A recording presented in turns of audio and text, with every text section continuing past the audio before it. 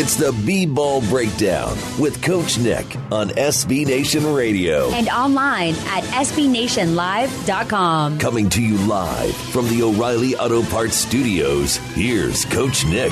Hey, sports fans! Coach Nick here, as always, on every Tuesday evening, coming at you on SB Nation Radio.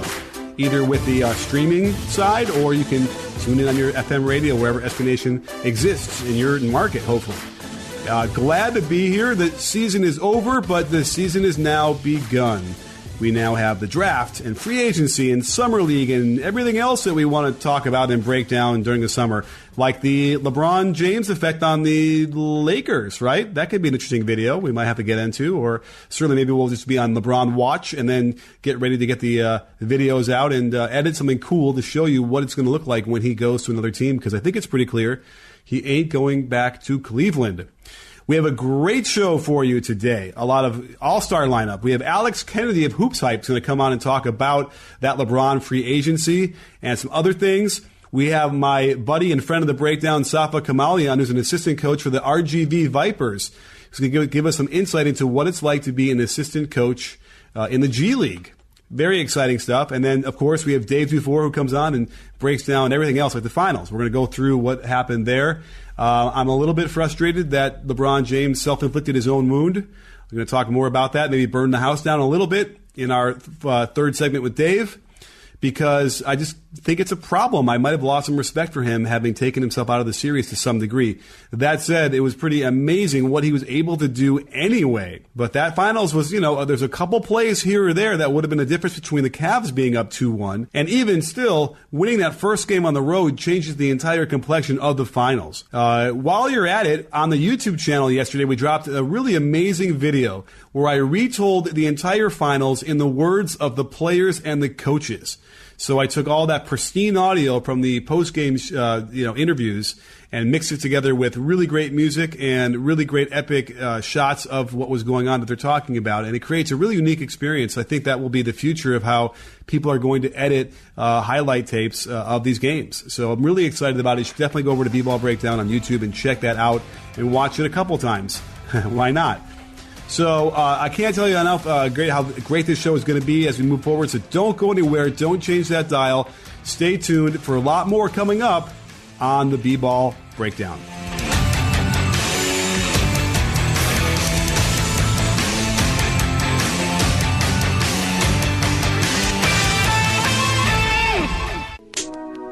It's the B-Ball Breakdown with Coach Nick on SB Nation Radio. Coming to you live from the O'Reilly Auto Parts Studios, here's Coach Nick. All righty, sports fans, it's Coach Nick here, and we are in for a treat today. A lot of great guests and a lot of good segments and lots of interesting subjects we're going to talk about with the NBA. And today, on the first segment, I'm really excited to get something a little bit different.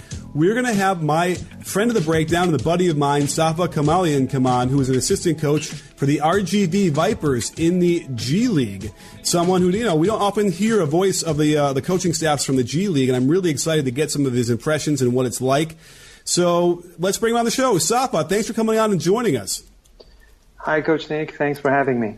My pleasure. So listen, you've been a coach, you've been around the international scene for a long time, and you landed a job in Rio Grande, and I'm just kind of curious, was there anything that struck you right from the beginning that was completely different from any other coaching experience you had?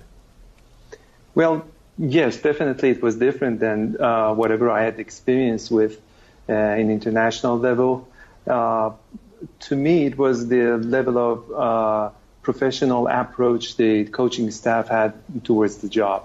It was really interesting for me how the young people were knowledgeable and how they could put things together to make the team run as smooth as possible. So are you saying that they were more professional than you would see like on the European side?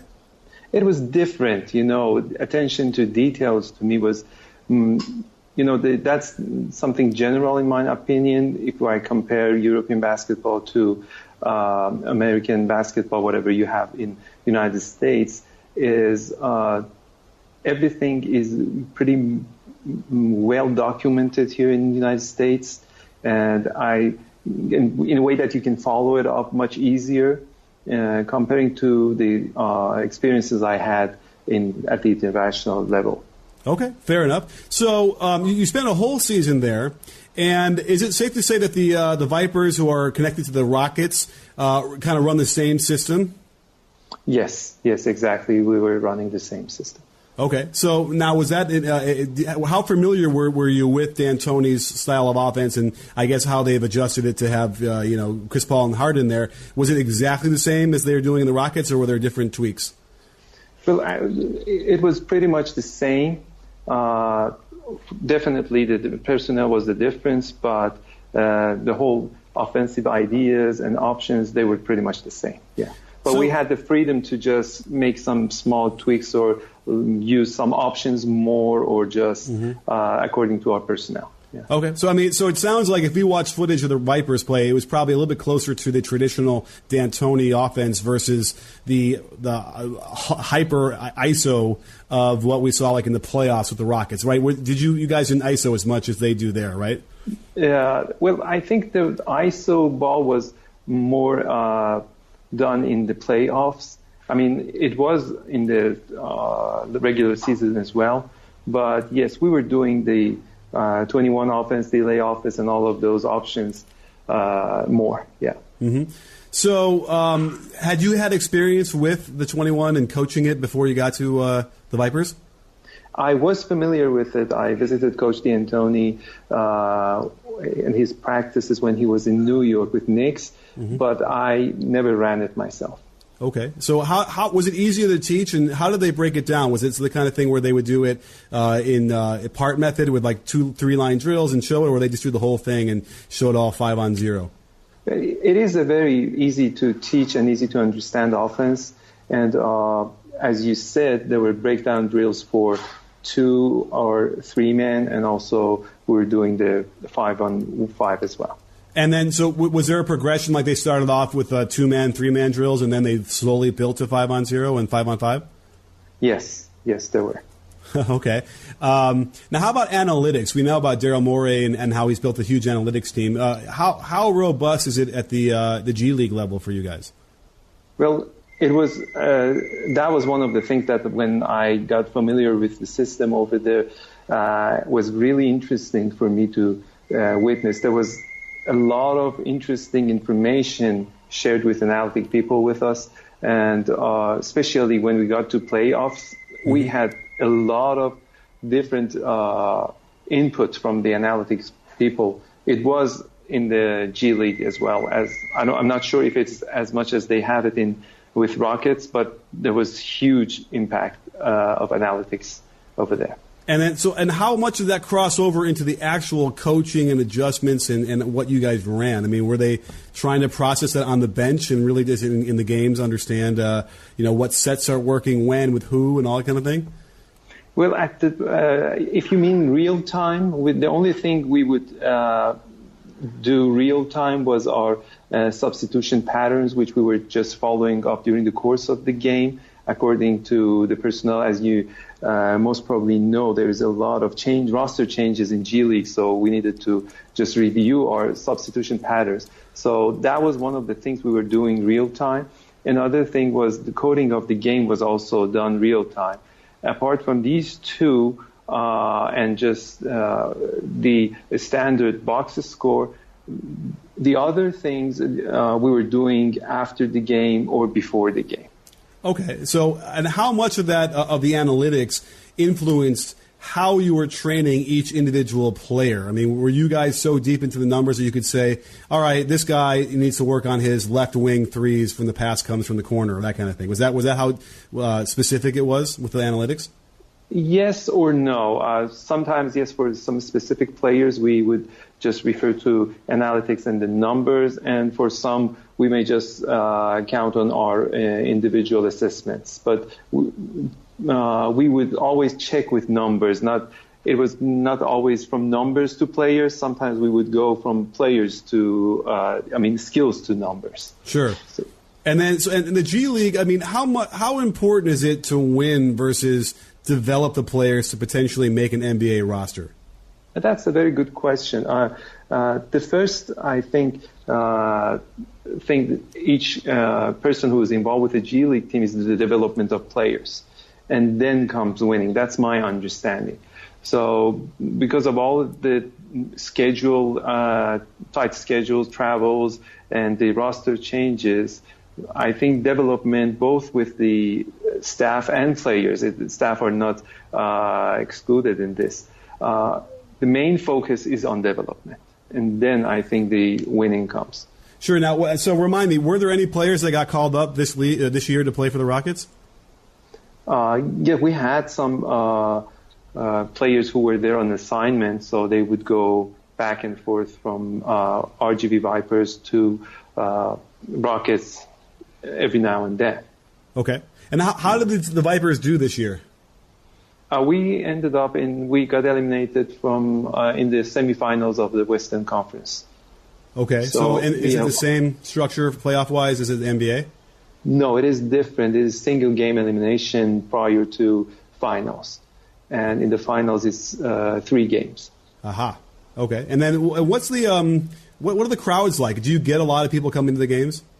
It depends on where you play. In some cities, yes, there's a huge turnout. And as you may have heard, when we played in Toronto, there was about 18,000 plus. A record showed up over there in Toronto for our game.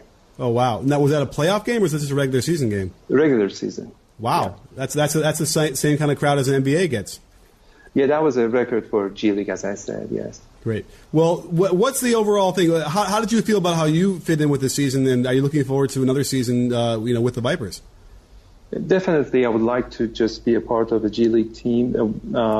Vipers, they're a very good organization, and also Rockets, for sure, they are a great organization. There was a lot of things that I personally learned during this seasons, both about G League and, of course, about basketball. And I look forward to in any other opportunity in the G League, yeah. Sure. Well, I can't thank you enough for coming on and giving us a little insight into what the G League is like from a coach's standpoint.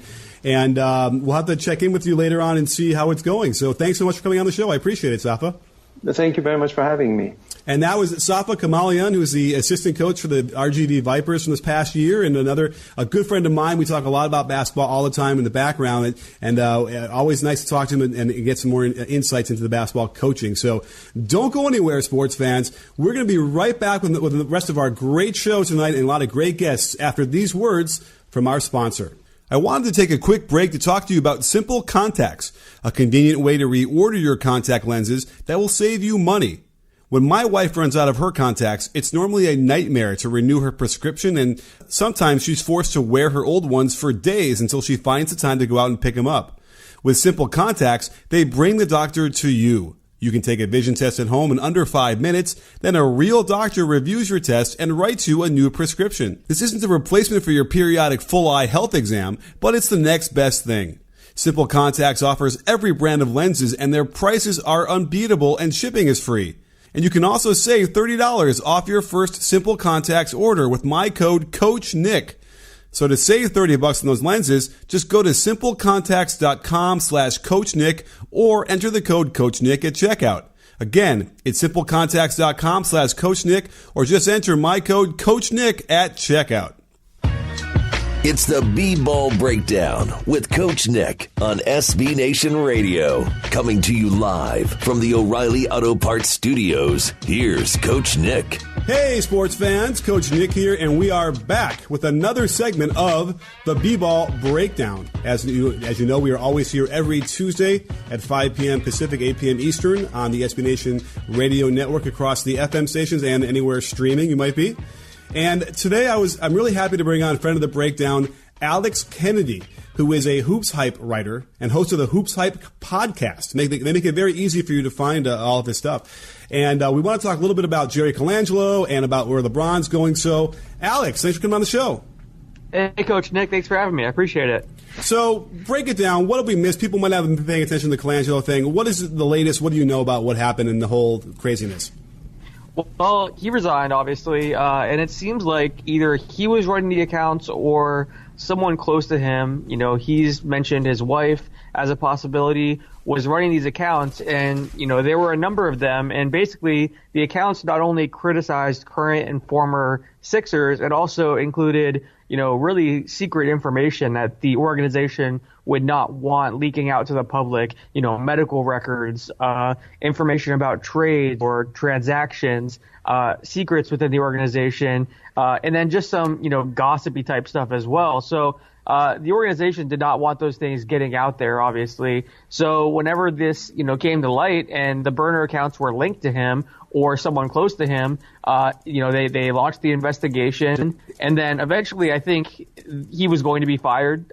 So he decided to resign ahead of that. So basically they parted ways, and now the search begins for a new GM. Obviously they have, so many great pieces in place already. Sam Hinkie really set them up really well. They have the second most cap space this summer. They have tons of young players. A lot of executives are trying to get that job right now. I can imagine, yes. They are on the upswing, about to be challenging the rest of the Eastern Conference for years. But I got a couple questions about the whole Colangelo thing I think they're interesting. So, first of all, is he throwing his wife under the bus? Do you believe that she was really controlling those, or do you think that it was him? Well, I think he admitted to one of them. He said one of them was his. And there were two that, if you looked at the phone number, because you can look on Twitter and see what phone number is tied to an account. There were 5 accounts, and 3 of them were tied to one phone number. 2 of them were tied to another phone number. So I think he was running 2 of them, and one of the ones the one that he admitted to running was one of the 2 that had the same phone number. So I think 2 of them were his, and I think 3 of them were his wife. And there could have been more. We don't know. Those are the ones we found and that are, public right now. Okay, if he had question. 5, who knows how many he had, Right. Well, here's a follow-up.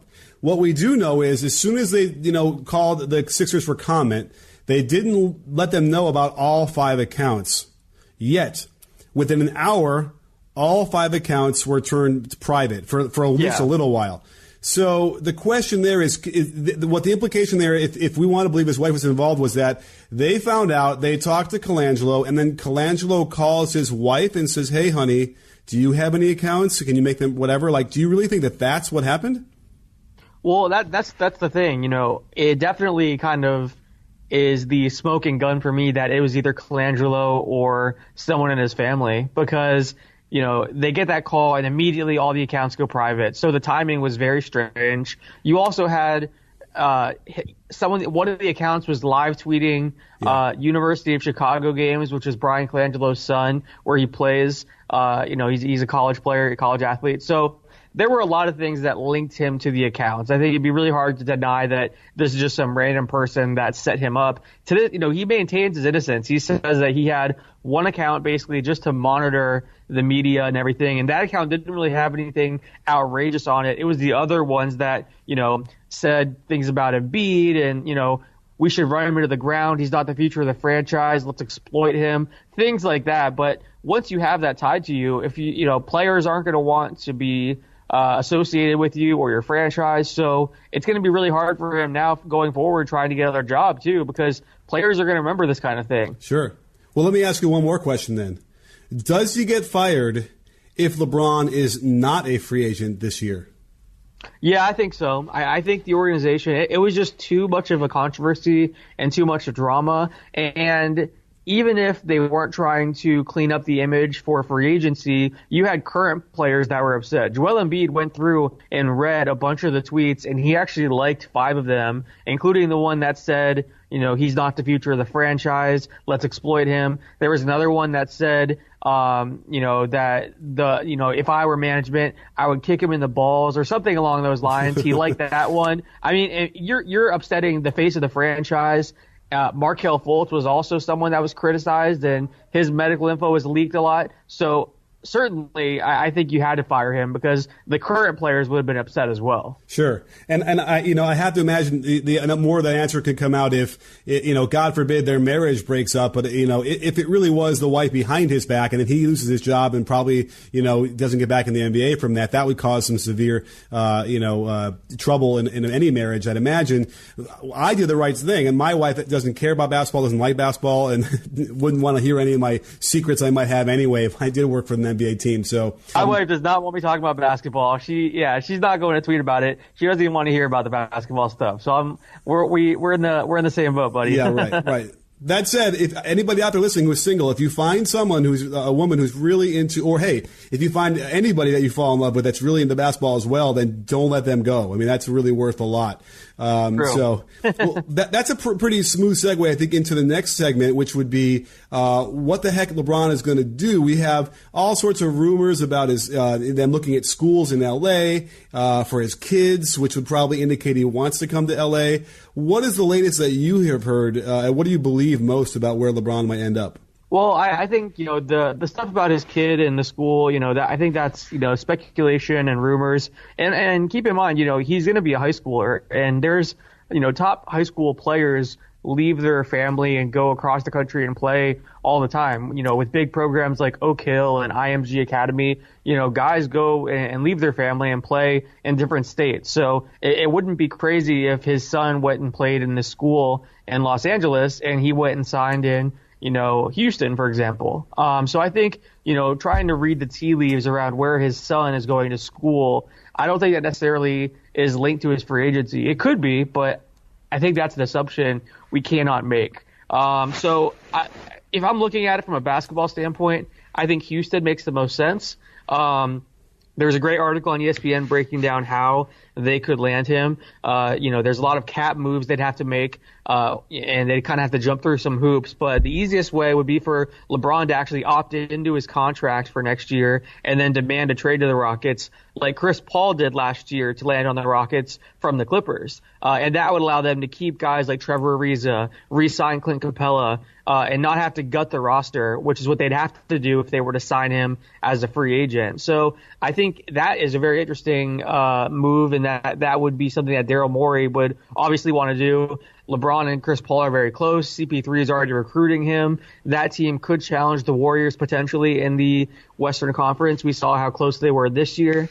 I think that's the best basketball move. If he has, off-court things in mind and wants to further his business and his, TV production company and all that, maybe he does go to Los Angeles, especially if he can bring someone like Paul George with him, because then you're not just going to a team that has young pieces, you're going to a team that has another star next to you as well, a team with Lonzo Ball, LeBron James, Brandon Ingram, Paul George, Kyle Kuzma, Brook Lopez, Julius Randle. If they bring those guys back, whoever's going to be around them, that's an interesting team in a huge market where he already has a house. So I think those are two teams to look at. And then the other dark horse for me is Philly, which we mentioned, because they do have so much cap space. They could not only sign LeBron, they could potentially add other players around him too. So you have Ben Simmons, Joel Embiid, LeBron, and then what role players can you get? Could they put together a trade with all their assets that they have for someone like Kawhi Leonard if he's available? That's another situation I think that could be very interesting for LeBron. So those are the three teams I'm kind of looking at as serious contenders for him. Sure. I just feel like I don't know why he want to go to the West if his goal is to win another title. Obviously, the easiest path to the finals would probably be on his mind, and that would mean do not go to the West where you have to deal with either the Warriors or the Rockets or both if he goes to LA. I mean, sorry, he's not going to Warriors. So if he'll have to go deal with the Warriors and or the Rockets. So that would be my only thing. But then again, he is that good. And if you do throw a guy like Paul George in the same team with him, and I do recognize your point as far as having to play alongside Lonzo Ball, who's still a young player who's going to make a lot of rookie-ish mistakes, and Kuzma and Ingram. I could see that being a thing where he can't wait a year to let them develop. So it'll be interesting to see for sure. And then how does that tilt the rest of the free agency? I mean, who is the next biggest guy we have to worry about? Paul George is really going to be the next guy that everyone's kind of looking at. I think, teams are obviously going to focus on LeBron James. And then once he makes his decision, Paul George is going to be, the guy that everyone looks at. Does he stay in Oklahoma City? Does he go to Los Angeles like a lot of people have predicted for quite some time now, just because of, his ties there? He's from there. Or does he go somewhere else that's unexpected? Does he sign with Philadelphia? He'd be really interesting on the Sixers because he can shoot the ball. He'd make them even better defensively. So Paul George is really the next guy to keep an eye on. But this is a really interesting free agent class. There's a lot of guys to look at, a lot of really interesting restricted free agents. The one thing to keep in mind, though, is that there's only about 6 or 7 teams with really significant cap space. So that makes things very interesting. The market isn't wide open, and it's not like a ton of teams have money to spend. So that kind of limits some guys' options. Well, Alex, I can't thank you enough for coming on the show and breaking that down for us. And I think you're right, by the way. Paul George really ends up, I think, will be the deciding factor for a lot of the teams and where he goes and how everyone else falls in line. So interesting he's got that much kind of power. But you got that kind of power on Twitter and as you're writing on HoopHype, so make sure everyone goes over there and follow Alex Kennedy. And don't go anywhere, sports fans. We'll be right back on the B-Ball Breakdown.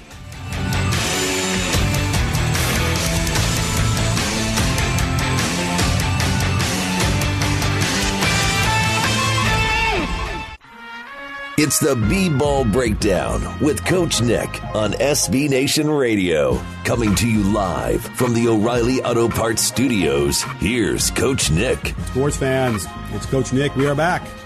A lively 2 segments in the can so far. We had a great little information from Alex Kennedy about LeBron, where he's going to go with free agency. And then we had Safa Kamalian come on and give us some insights into what it's like to be a assistant coach in the G League with the RGV Vipers. But that was all just a prelude to the main event, the big segment, with that guy, Dave DuFour, at Dave DuFour NBA, who's going to come on. We're going to talk about the NBA, talk about the finals. So, Dave, thanks for joining us today. Thanks for having me, as usual. As usual, as always. The old standby. We haven't talked a little bit. We certainly haven't talked since the finals were over. Thoughts? Well, I think the finals wound up being exactly what we both expected. The Warriors are, just overwhelming compared to most teams in the league. And the Cavs, any other year, they might actually be a championship team, but this year, they ran into the Warriors again, sort of like 2017. Of course, this 2018 Cavs, not nearly as potent as the 2017 Cavs, but, you got to give tip of the cap to the Cavs. They did keep it competitive in a few of those games. Really could have stolen game 1 in Oracle, minus a little bit of what do we say? Was J.R. Smith just lost in the moment? That's what I'll give him the benefit of the doubt. No. But, the facts. We have the facts. He thought that they were up. I don't think it's disputable, right? Yeah, I guess. I don't know. I hate to harp on it because, obviously he wouldn't have, it's a tough situation. Anyway, so they could have stolen one there. And that probably would have just pushed the series to 5. Right. Because the Warriors are just that much better. And Kevin Durant had an incredible series, in particular Game 3. That's a signature moment for his career. And so, I have no beef with him being the Finals MVP. If it had gone to Steph Curry, I think that would have been fine too. Right. But I do think that Kevin Durant sort of had the signature moment of that series in that Game 3. To me, it was a fun series. I like, outside of Game 3, I thought it was competitive, and I think Ty Lue did a good job with the hand he had, keeping him in these games. It's funny because you're right. They were a couple plays away from being up 2-1. But yet, even in those games and in game 2, their defense was still so bad that it's hard to imagine that this team would be capable of beating anybody else in the finals as well. Yet you're right. The argument is they were. Now, would they have probably gotten beaten by the Rockets as well? Yeah, probably the same kind of way, I'd imagine. But other than that, they probably win or go deep into a finals. So it's really kind of crazy. Maybe what we're learning is this whole defense thing. Maybe it's not as important as we're thinking it is. I'm going to disagree on that. I think that if the Cavs had a better defense, maybe they could have won some of these games that were closer. Like maybe that is the difference between, getting swept and having a series of 2-2. Right, and without question. As we've talked about throughout the season, you build your habits during the regular season.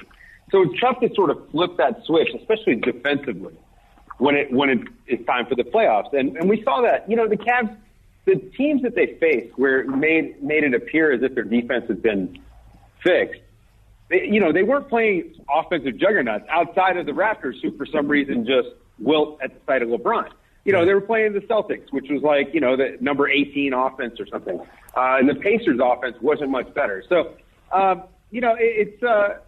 it was a little bit of fool's gold there for the folks that thought that they had sort of flipped the switch. Fair enough. Now, let's burn it all down. I'm ready to burn it down right now because I want to talk a little bit about the LeBron injury. I got to be honest.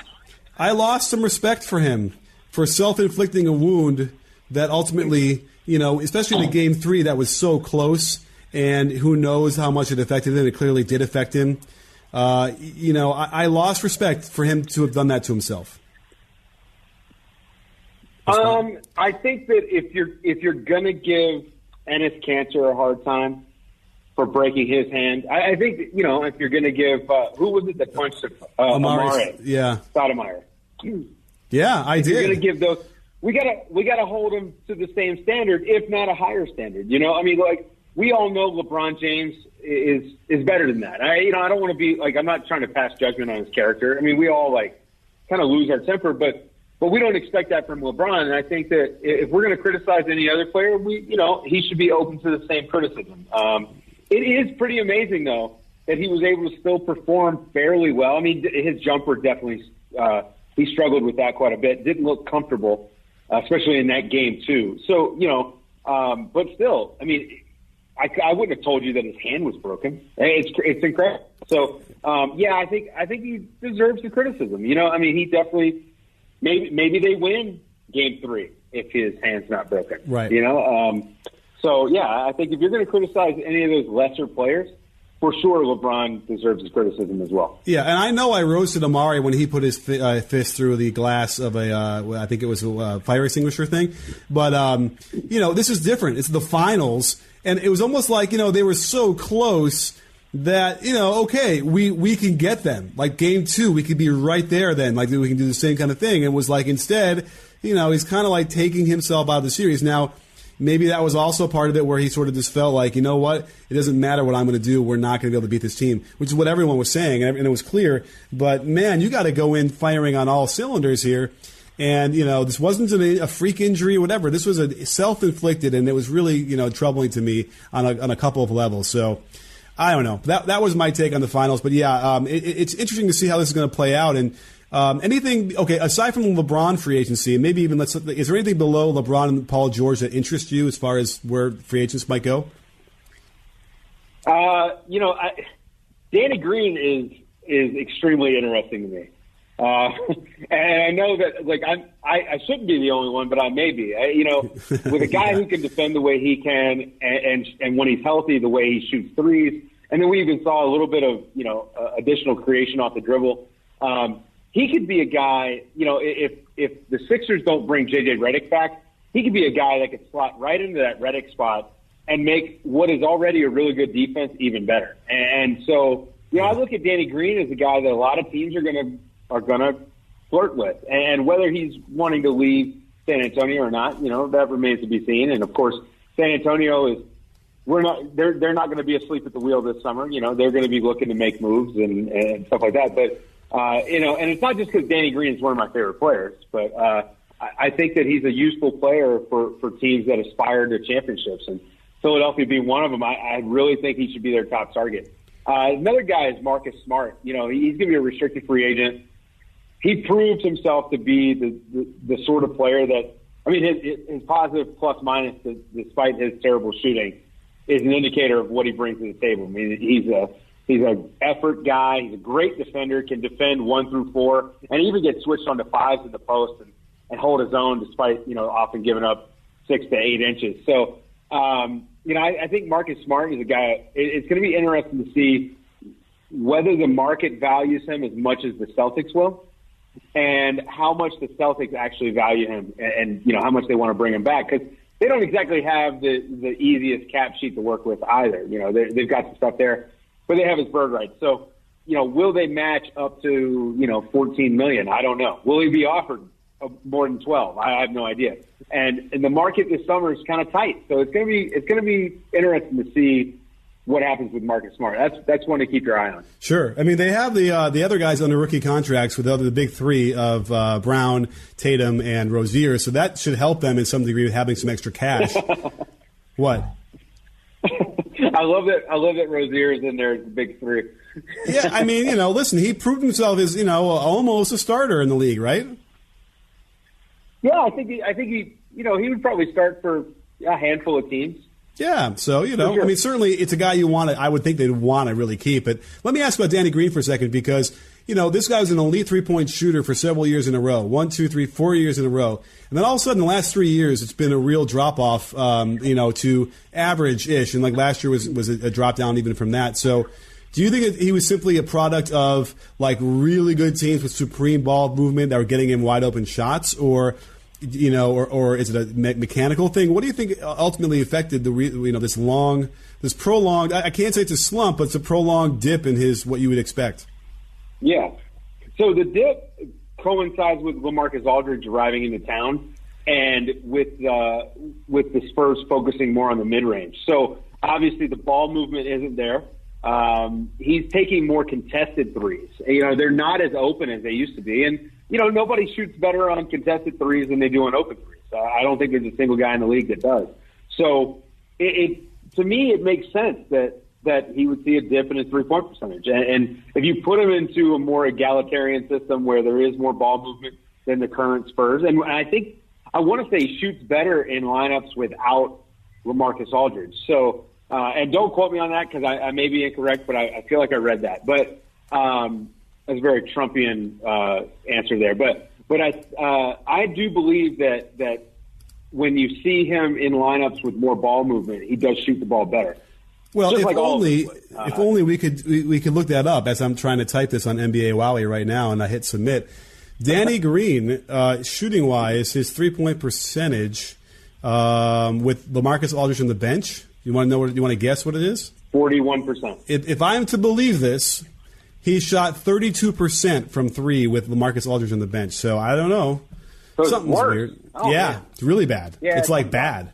So, but again, and I'm pretty sure, this is all just numbers that, NBA Wowie's going to scrape. So I'm pretty sure it's right, and I did it right. So, interesting. And perhaps maybe it's a change of scenery. I really like Danny Green in Philly. I think that would be a really nice fit for him.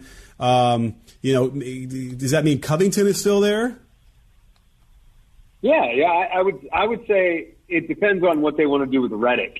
If they don't want to bring Redick back and they brought in Danny Green, I think he would slide right into that spot. Fair enough. Okay. Yeah, no, I really like that. And we'll have to see what they do as far as any other free agents they want to try and bring in. I just would hate to see LeBron sort of stifle all that, even for an exchange for a few extra wins or whatever they might do, right? It just doesn't seem like it'd be worth it. Yeah, I think that it would sort of take away from Ben Simmons and what he's going to be as a player, Yeah. I don't see a path to playing the two of them together. It's not that they couldn't do it and be successful, but I think that you limit Simmons' ceiling quite a bit by having him play with LeBron, taking the ball out of his hands. But there is also an argument to be made that you might turn him into a very lethal cutter playing off the ball from LeBron. And, maybe it would force him into developing a jump shot in game. And, so there's look, any team that adds LeBron is instantly going to be better. And any team in the East that adds LeBron is instantly going to be a title contender, or at least a finals contender. Right. So, I threw out that LeBron should go to Utah.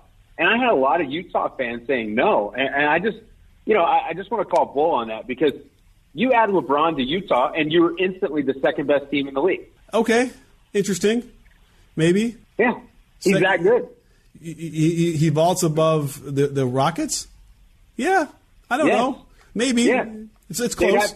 They'd have you'd be adding the best player in the league to the best defense in the league. Wow. Well, listen, that's a nice bomb to drop at the end of the segment, and we can all ruminate that in our minds for a little while for the next time. So, Dave, thanks for coming on the show. We really appreciate it, and we will catch up to you next week. Sounds good. And don't go anywhere, sports fans. We'll be right back after these messages from our sponsors. It's the B-Ball Breakdown with Coach Nick on SB Nation Radio. Coming to you live from the O'Reilly Auto Parts Studios, here's Coach Nick. So there you have it, sports fans. Another show is in the books, episode 17, believe it or not. And it's been great to be with you here on the radio, on streaming, and everywhere else on the podcast.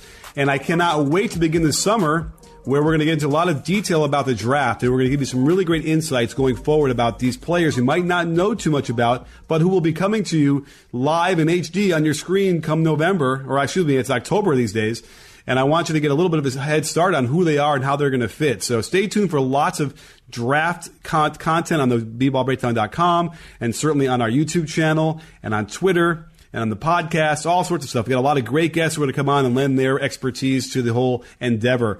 And then we have the free agency period where who's going to go where. We got LeBron, we got Paul George, we have Danny Green, like Dave was talking about, and a whole host of other players that are going to shift the balance of power one way or the other.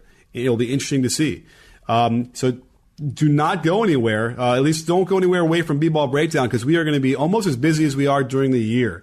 And it was such an amazing run through the finals. We've never had so much traffic come and watch our videos and comment and on Twitter as well. We're going to keep that going. It was too much fun to let that go and not keep the content flowing through the pipeline. So really interesting stuff. I hope you got some insight into what it was like to be an assistant coach, a little bit for the RGV Vipers, and maybe we'll do some more G League stuff, because I really like to get into in there. I feel like most people don't know what it's like there, what the crowds are like, what the play is like, who the players are. So we're going to have to work on getting some more content there. So let me know over on Twitter if you like that segment, if you want to hear more about the G League.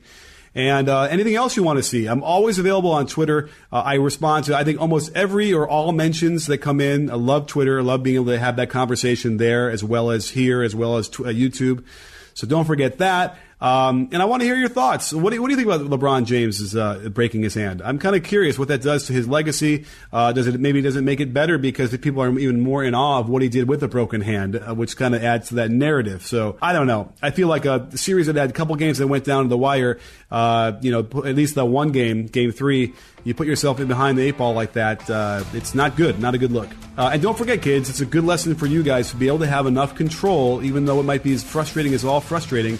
You have to be able to control yourself to not smash your hand into a board and break it. So either way, I'm not going to smash my hand into anything in the near time future because I'm having such a great time. Don't forget, sports fans, at B-Ball Breakdown, we're not a channel, we're a conversation. You in?